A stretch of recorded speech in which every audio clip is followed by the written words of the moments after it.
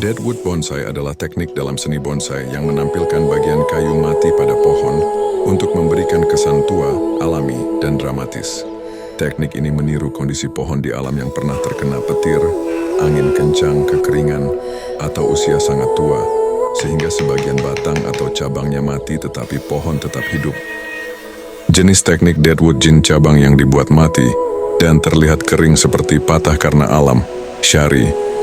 Bagian kulit batang dikupas sehingga terlihat kayu mati memanjang di batang, uro, lubang, atau cekungan pada batang yang meniru bekas patahan cabang besar. Kalau kalian suka bonsai dengan deadwoods atau bonsai yang utuh.